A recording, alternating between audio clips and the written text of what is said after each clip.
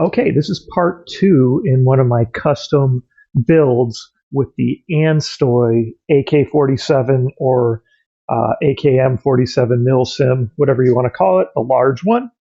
Currently, it is on sale for around 110 on Amazon, which is a good deal. Anyway, I'm going to kind of show you what I did. So I've got everything painted out. That's really what took a while. Again, I used some of the RC paints that are made for RC cars, and that's what I painted this with. I did a different color first, and I wasn't happy with it, and now it's kind of a blackish purple, which I'm happy with. The blue I did on the main part is actually one of the just kind of a regular spray paint from Rust-Oleum, the 2-in-1. It's a primer and paint in one, kind of made for plastic or any materials, and it worked well. I've not had issues with paint on the AK-47s like I have on some of the Desert Eagles and the Glocks. So it may have to do with that, the graphics that are on those.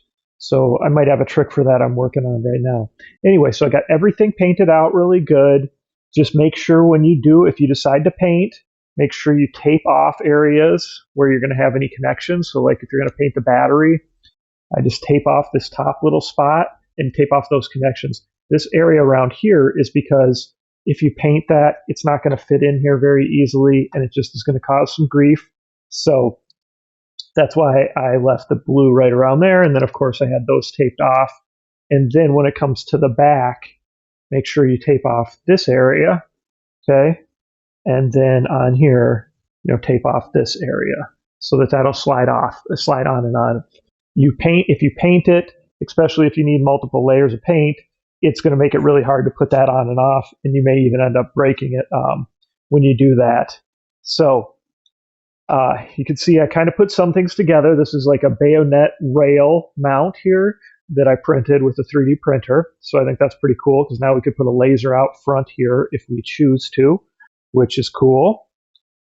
This is the top piece that's going to go kind of right here on the top of the gun. And then this is the bottom piece, which is going to go right here, okay? So that's how that's going to work, which I like the looks of that. That should be cool. And other than that, I think that's it for custom stuff, right? Just painted out this piece, just again gave it some of that kind of purplish black sheen on here, and same with the handles, and then that back piece right there, and this piece right here, which is going to go right there.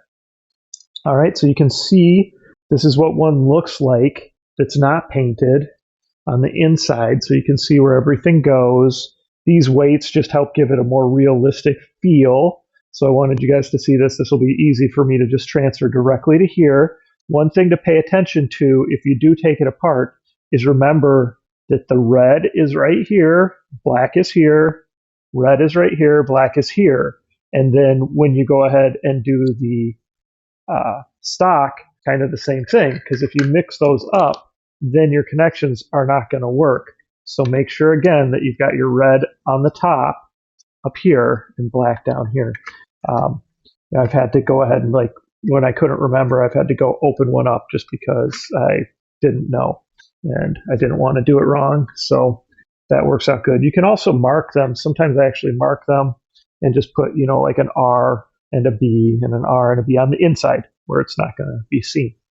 Okay. It's very easy to lift it out. There's just a couple screws here. That's that auxiliary power port. These actually just slide right off like this. These pieces actually just pop off like this. So pretty easy. This piece here, you do need to take care to just make sure that you keep that piece with it, right? Because this little spring is what actually allows that trigger to kind of, bend back to release the magazine. So just don't lose it, and you'll be good there. So now I'm going to go ahead, I'm going to put it back together. I'll flip it over first. I'll even, I painted out the little switch right here, so I'll put that in. I typically just disable these, so I just kind of glue them on here so that they look, so there's not a hole there and it looks nice. But I don't end up putting that switch back in place. Instead, I just go ahead and just put a little bit of glue, and it'll stay right there. And then this is where these little metal hook like this and this piece go. So like if you were going to hang a strap on it, you could hang to this piece right there. All right, so I'm going to do that. I'll flip it over, put all this in, and then once I get it all together, I'll shoot another video and show you the final product.